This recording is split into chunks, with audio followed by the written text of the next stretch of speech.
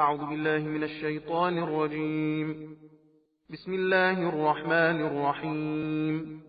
لن تنالوا البر حتى تنفقوا مما تحبون وما تنفقوا من شيء فإن الله به عليم. كل الطعام كان حلا لبني إسرائيل إلا ما حرم إسرائيل على نفسه من قبل أن تنزل التوراة. قل فأتوا بالتوراة فاتلوها إن كنتم صادقين. فمن افترى على الله الكذب من بعد ذلك فأولئك هم الظالمون. قل صدق الله. فاتبعوا ملة إبراهيم حنيفا وما كان من المشركين. إن أول بيت وضع للناس للذي ببكة مباركا وهدى للعالمين. فيه آيات بينات مقام إبراهيم ومن دخله كان آمنا. ولله على الناس حج البيت من استطاع إليه سبيلا ومن كفر فإن الله غني عن العالمين. قل يا أهل الكتاب لم تكفرون بآيات الله والله شهيد على ما تعملون. قل يا أهل الكتاب لم تصدون عن سبيل الله من آمن تبغونها عوجا وأنتم شهداء وما الله بغافل عما تعملون. يا أيها الذين آمنوا إن تطيعوا فريقا من الذين أوتوا الكتاب يردوكم بعد إيمانكم كافرين. وكيف تكفرون وأنتم تتلى عليكم آيات الله وفيكم رسوله ومن يعتصم بالله فقد هدي إلى صراط مستقيم. يا أيها الذين آمنوا اتقوا الله حق تقاته ولا تموتن إلا وأنتم مسلمون. واعتصموا بحبل الله جميعا ولا تفرقوا. واذكروا نعمة الله عليكم إذ كنتم أعداء فألف بين قلوبكم فأصبحتم بنعمته إخوانا وكنتم على شفا حفرة من النار فأنقذكم منها. كذلك يبين الله لكم آياته لعلكم تهتدون. ولتكن منكم أمة يدعون إلى الخير ويأمرون بالمعروف وينهون عن المنكر وأولئك هم المفلحون.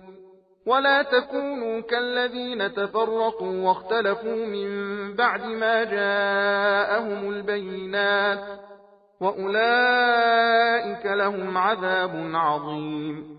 يوم تبيض وجوه وتسود وجوه فأما الذين اسودت وجوههم أكفرتم بعد إيمانكم فذوقوا العذاب بما كنتم تكفرون.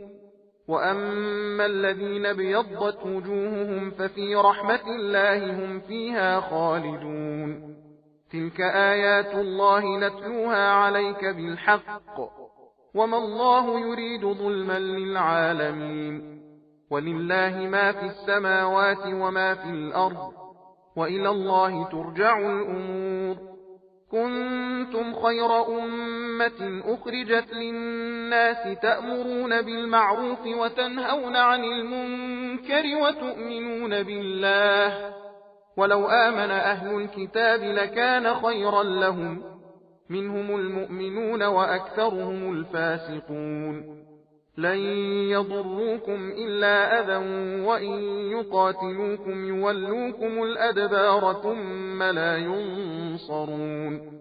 ضربت عليهم الذلة أينما تقفوا إلا بحبل من الله وحبل من الناس وباءوا بغضب من الله وضربت عليهم المسكنة ذلك بأنهم كانوا يكفرون بآيات الله ويقتلون الأنبياء بغير حق ذلك بما عصوا وكانوا يعتدون. ليسوا سواء من أهل الكتاب أمة قائمة يتلون آيات الله آناء الليل وهم يسجدون يؤمنون بالله واليوم الآخر ويأمرون بالمعروف وينهون عن المنكر ويسارعون في الخيرات وأولئك من الصالحين وما يفعلوا من خير فلن يكفروه والله عليم بالمتقين.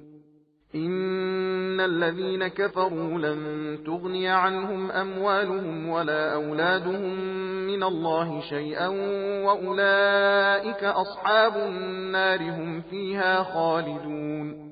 مثل ما ينفقون في هذه الحياة الدنيا كمثل ريح فيها صر أصابت حرث قوم ظلموا أنفسهم فأهلكته وما ظلمهم الله ولكن أنفسهم يظلمون.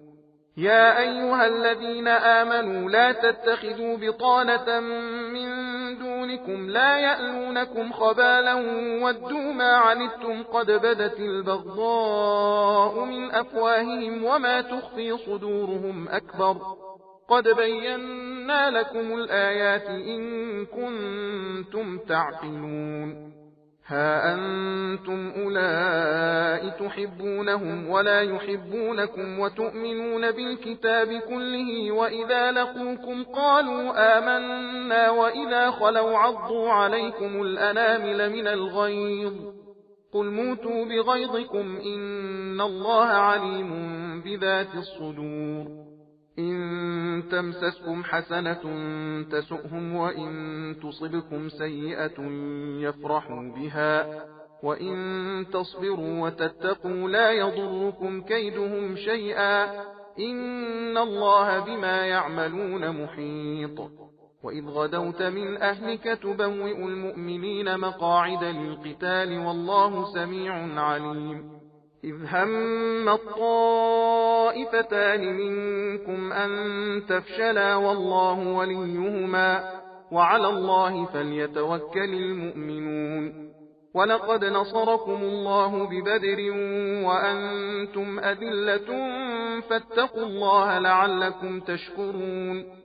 إذ تقول للمؤمنين ألن يكفيكم أن يمدكم ربكم ب3,000 من الملائكة منزلين بلى إن تصبروا وتتقوا ويأتوكم من فورهم هذا يمددكم ربكم ب5,000 من الملائكة مسومين.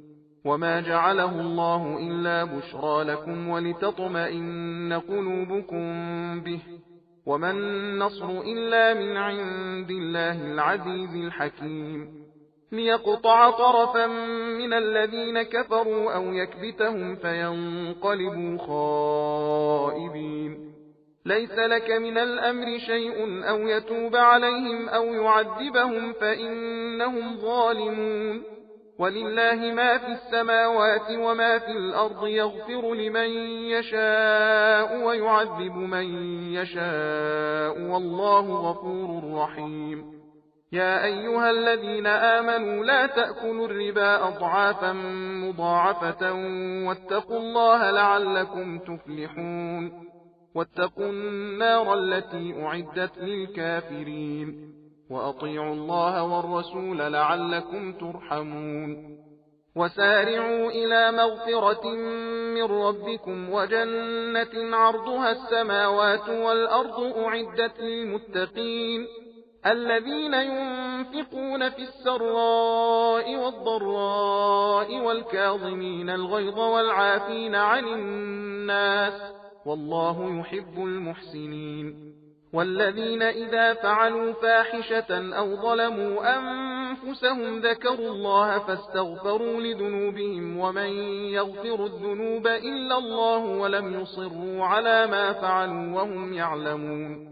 أولئك جزاؤهم مغفرة من ربهم وجنات تجري من تحتها الأنهار خالدين فيها ونعم أجر العاملين.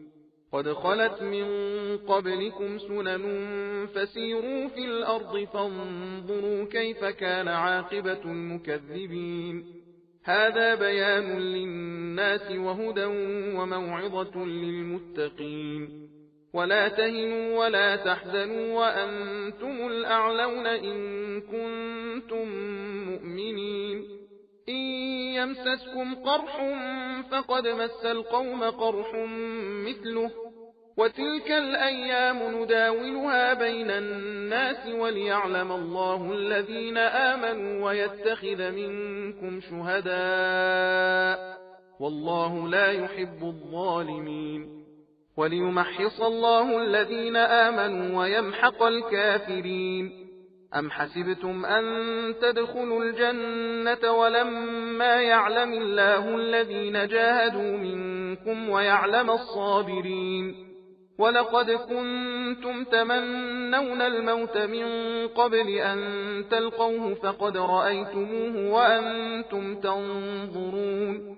وما محمد إلا رسول قد خلت من قبله الرسل أفإن مات أو قتل انقلبتم على أعقابكم ومن ينقلب على عقبيه فلن يضر الله شيئا وسيجزي الله الشاكرين. وما كان لنفس أن تموت إلا بإذن الله كتابا مؤجلا ومن يرد ثواب الدنيا نؤته منها ومن يرد ثواب الآخرة نؤته منها وسنجزي الشاكرين. وكأي من نبي قاتل معه ربيون كثير فما وهنوا لما أصابهم في سبيل الله وما ضعفوا وما استكانوا والله يحب الصابرين. وما كان قولهم إلا أن قالوا ربنا اغفر لنا ذنوبنا وإسرافنا في أمرنا وثبت أقدامنا وانصرنا على القوم الكافرين. فآتاهم الله ثواب الدنيا وحسن ثواب الآخرة والله يحب المحسنين. يا أيها الذين آمنوا إن تطيعوا الذين كفروا يردوكم على أعقابكم فتنقلبوا خاسرين بل الله مولاكم وهو خير الناصرين. سنلقي في قلوب الذين كفروا الرعب بما أشركوا بالله ما لم ينزل به سلطانا ومأواهم النار وبئس مثوى الظالمين. ولقد صدقكم الله وعده إذ تحسونهم بإذنه حتى إذا فشلتم وتنازعتم في الأمر وعصيتم من بعد ما أراكم ما تحبون منكم من يريد الدنيا ومنكم من يريد الآخرة ثم صرفكم عنهم ليبتليكم ولقد عفا عنكم والله ذو فضل على المؤمنين. إذ تصعدون ولا تلوون على أحد والرسول يدعوكم في أخراكم فأثابكم غما بغم لكي لا تحزنوا على ما فاتكم ولا ما أصابكم والله خبير بما تعملون. ثم أنزل عليكم من بعد الغم أمنة نعاسا يغشى طائفة منكم وطائفة قد أهمتهم أنفسهم يظنون بالله غير الحق ظن الجاهلية يقولون هل لنا من الأمر من شيء قل إن الأمر كله لله يخفون في أنفسهم ما لا يبدون لك يقولون لو كان لنا من الأمر شيء ما قتلنا هاهنا قل لو كنتم في بيوتكم لبرز الذين كتب عليهم القتل إلى مضاجعهم وليبتلي الله ما في صدوركم وليمحص ما في قلوبكم والله عليم بذات الصدور.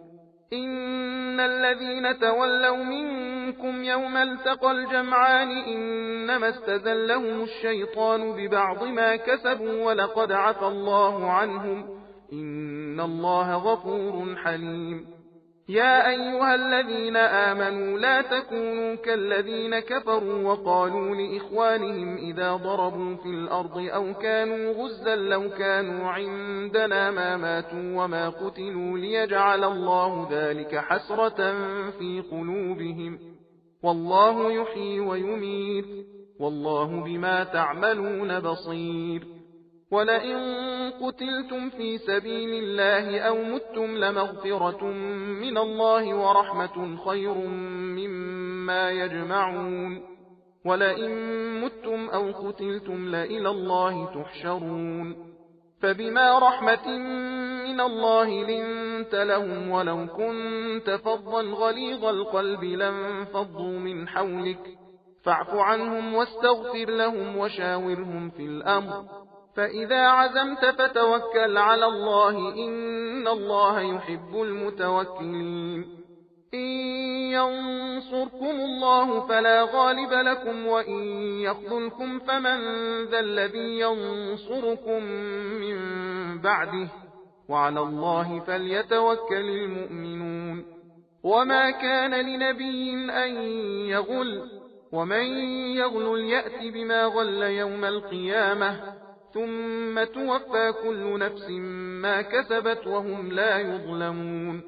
أفمن اتبع رضوان الله كمن باء بسخط من الله ومأواه جهنم وبئس المصير. هم درجات عند الله والله بصير بما يعملون. لقد من الله على المؤمنين إذ بعث فيهم رسولا من أنفسهم يتلو عليهم آياته ويزكيهم ويعلمهم الكتاب والحكمة وإن كانوا من قبل لفي ضلال مبين. أولما أصابتكم مصيبة قد أصبتم مثليها قلتم أنى هذا قل هو من عند أنفسكم إن الله على كل شيء قدير. وما أصابكم يوم التقى الجمعان فبإذن الله وليعلم المؤمنين وليعلم الذين نافقوا. وقيل لهم تعالوا قاتلوا في سبيل الله أو ادفعوا قالوا لو نعلم قتالا لاتبعناكم هم للكفر يومئذ أقرب منهم للإيمان يقولون بأفواههم ما ليس في قلوبهم والله أعلم بما يكتمون. الذين قالوا لإخوانهم وقعدوا لو أطاعونا ما قتلوا قل فادرءوا عن أنفسكم الموت إن كنتم صادقين. ولا تحسبن الذين قتلوا في سبيل الله أمواتا بل أحياء عند ربهم يرزقون. فرحين بما آتاهم الله من فضله ويستبشرون بالذين لم يلحقوا بهم من خلفهم ألا خوف عليهم ولا هم يحزنون. يستبشرون بنعمة من الله وفضل وأن الله لا يضيع أجر المؤمنين. الذين استجابوا لله والرسول من بعد ما أصابهم القرح للذين أحسنوا منهم واتقوا أجر عظيم. الذين قال لهم الناس إن الناس قد جمعوا لكم فاخشوهم فزادهم إيمانا وقالوا حسبنا الله ونعم الوكيل. فانقلبوا بنعمة من الله وفضل لم يمسسهم سوء واتبعوا رضوان الله والله ذو فضل عظيم. إنما ذلكم الشيطان يخوف أولياءه فلا تخافوهم وخافون إن كنتم مؤمنين. ولا يحزنك الذين يسارعون في الكفر إنهم لن يضروا الله شيئا يريد الله ألا يجعل لهم حظا في الآخرة ولهم عذاب عظيم. إن الذين اشتروا الكفر بالإيمان لن يضروا الله شيئا ولهم عذاب أليم. ولا يحسبن الذين كفروا أنما نملي لهم خير لأنفسهم إنما نملي لهم ليزدادوا إثما ولهم عذاب مهين. ما كان الله ليذر المؤمنين على ما أنتم عليه حتى يميز الخبيث من الطيب وما كان الله ليطلعكم على الغيب ولكن الله يجتبي من رسله من يشاء فآمنوا بالله ورسله وإن تؤمنوا وتتقوا فلكم أجر عظيم. ولا يحسبن الذين يبخلون بما آتاهم الله من فضله هو خيرا لهم بل هو شر لهم سيطوقون ما بخلوا به يوم القيامة ولله ميراث السماوات والأرض والله بما تعملون خبير. لقد سمع الله قول الذين قالوا إن الله فقير ونحن أغنياء سنكتب ما قالوا وقتلهم الأنبياء بغير حق ونقول ذوقوا عذاب الحريق ذلك بما قدمت أيديكم وأن الله ليس بظلام للعبيد. الذين قالوا إن الله عهد إلينا ألا نؤمن لرسول حتى يأتينا بقربان تأكله النار قل قد جاءكم رسل من قبلي بالبينات وبالذي قلتم فلم قتلتموهم إن كنتم صادقين. فإن كذبوك فقد كذب رسل من قبلك جاءوا بالبينات والزبر والكتاب المنير كل نفس ذائقة الموت وإنما توفون أجوركم يوم القيامة فمن زحزح عن النار وأدخل الجنة فقد فاز وما الحياة الدنيا إلا متاع الغرور. لتبلون في أموالكم وأنفسكم ولتسمعن من الذين أوتوا الكتاب من قبلكم ومن الذين أشركوا أذى كثيرا وإن تصبروا وتتقوا فإن ذلك من عزم الأمور. وإذ أخذ الله ميثاق الذين أوتوا الكتاب لتبيننه للناس ولا تكتمونه فنبذوه وراء ظهورهم واشتروا به ثمنا قليلا فبئس ما يشترون. لا تحسبن الذين يفرحون بما أتوا ويحبون أن يحمدوا بما لم يفعلوا فلا تحسبنهم بمفازة من العذاب ولهم عذاب أليم. ولله ملك السماوات والأرض والله على كل شيء قدير. إن في خلق السماوات والأرض واختلاف الليل والنهار لآيات لأولي الألباب الذين يذكرون الله قياما وقعودا وعلى جنوبهم ويتفكرون في خلق السماوات والأرض ربنا ما خلقت هذا باطلا سبحانك فقنا عذاب النار. ربنا إنك من تدخل النار فقد أخزيته وما للظالمين من أنصار. ربنا إننا سمعنا مناديا ينادي للإيمان أن آمنوا بربكم فآمنا ربنا فاغفر لنا ذنوبنا وكفر عنا سيئاتنا وتوفنا مع الأبرار. ربنا وآتنا ما وعدتنا على رسلك ولا تخزنا يوم القيامة إنك لا تخلف الميعاد.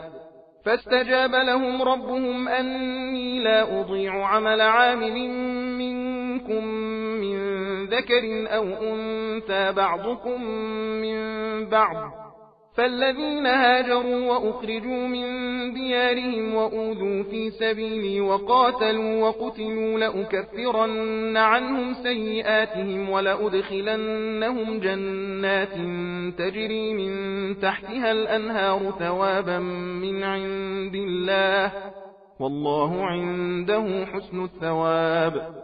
لا يغرنك تقلب الذين كفروا في البلاد متاع قليل ثم مأواهم جهنم وبئس المهاد لكن الذين اتقوا ربهم لهم جنات تجري من تحتها الأنهار خالدين فيها نزلا من عند الله وما عند الله خير للأبرار وإن من أهل الكتاب لمن يؤمن بالله وما أنزل إليكم وما أنزل إليهم خاشعين لله لا يشترون بآيات الله ثمنا قليلا أولئك لهم أجرهم عند ربهم إن الله سريع الحساب يا أيها الذين آمنوا اصبروا وصابروا ورابطوا واتقوا الله لعلكم تفلحون بسم الله الرحمن الرحيم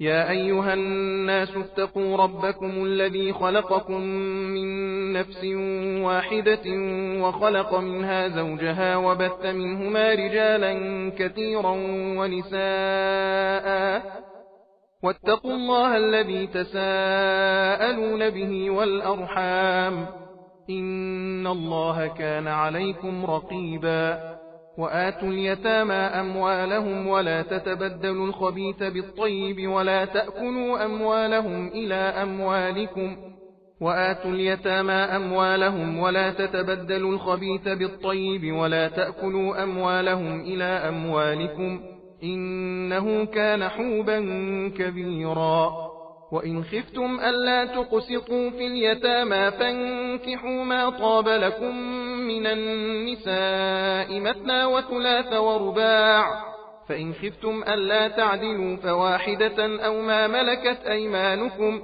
ذلك أدنى ألا تعولوا وآتوا النساء صدقاتهن نحلة فإن طبن لكم عن شيء منه نفسا فكلوه هنيئا مريئا ولا تؤتوا السفهاء أموالكم التي جعل الله لكم قياما وارزقوهم فيها واكسوهم وقولوا لهم قولا معروفا وابتلوا اليتامى حتى إذا بلغوا النكاح فإن آنستم منهم رشدا فادفعوا إليهم أموالهم ولا تأكلوها إسرافا وبدارا أن يكفروا ومن كان غنيا فليستعفف ومن كان فقيرا فليأكل بالمعروف فإذا دفعتم إليهم أموالهم فأشهدوا عليهم وكفى بالله حسيبا للرجال نصيب مما ترك الوالدان والأقربون وللنساء نصيب مما ترك الوالدان والأقربون مما قل منه أو كثر نصيبا مفروضا وإذا حضر القسمة أولو القربى واليتامى والمساكين فارزقوهم منه وقولوا لهم قولا معروفا وليخشى الذين لو تركوا من خلفهم ذرية ضعافا خافوا عليهم فليتقوا الله وليقولوا قولا سديدا إن الذين يأكلون أموال اليتامى ظلما إنما يأكلون في بطونهم نارا وسيصلون سعيرا يوصيكم الله في أولادكم للذكر مثل حظ الأنثيين فإن كن نساء فوق 2 فلهن ثلثا ما ترك وإن كانت واحدة فلها النصف ولأبويه لكل واحد منهما السدس مما ترك إن كان له ولد فإن لم يكن له ولد وورثه أبواه فلأمه الثلث فإن كان له إخوة فلأمه السدس من بعد وصية يوصي بها أو دين آباؤكم وأبناؤكم لا تدرون أيهم أقرب لكم نفعا فريضة من الله إن الله كان عليما حكيما ولكم نصف ما ترك أزواجكم إن لم يكن لهن ولد فإن كان لهن ولد فلكم الربع مما تركن من بعد وصية يوصين بها أو دين، ولهن الربع مما تركتم إن لم يكن لكم ولد، فإن كان لكم ولد فلهن الثمن مما تركتم، فإن كان لكم ولد فلهن الثمن مما تركتم من بعد وصية توصون بها أو دين.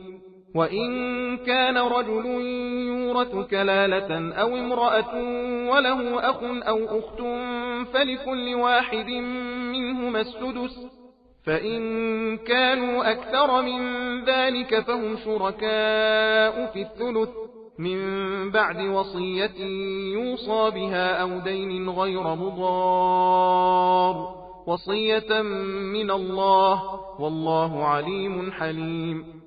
تلك حدود الله، ومن يطع الله ورسوله يدخله جنات تجري من تحتها الأنهار خالدين فيها، وذلك الفوز العظيم.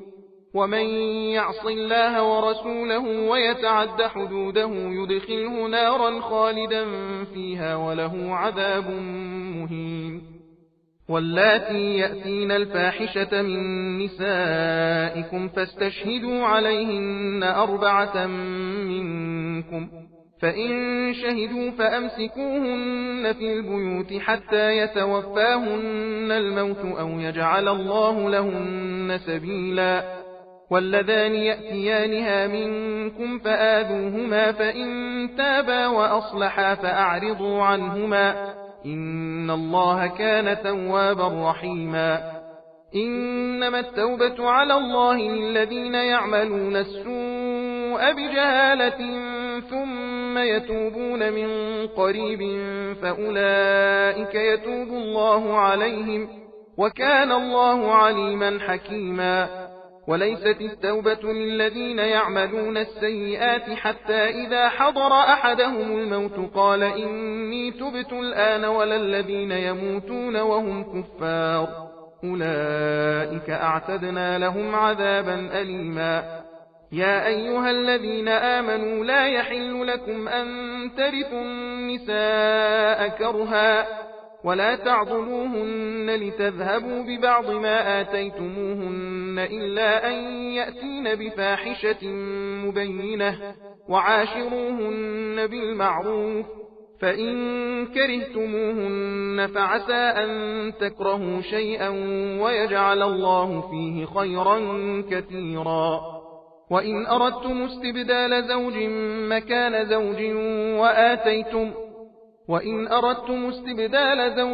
مكان زوج وآتيتم إحداهن قنطارا فلا تأخذوا منه شيئا، أتأخذونه بهتانا وإثما مبينا. وكيف تأخذونه وقد أفضى بعضكم إلى بعض وأخذن منكم ميثاقا غليظا. ولا تنكحوا ما نكح آباؤكم من النساء إلا ما قد سلف، إنه كان فاحشة ومقتا وساء سبيلا. حرمت عليكم أمهاتكم وبناتكم وأخواتكم وعماتكم وخالاتكم وبنات الأخ وبنات الأخت وأمهاتكم اللاتي أرضعنكم وأخواتكم من الرضاعة وأمهات نسائكم وربائبكم اللاتي في حجوركم من نسائكم اللاتي دخلتم بهن، فإن لم تكونوا دخلتم بهن فلا جناح عليكم. وحلائل أبنائكم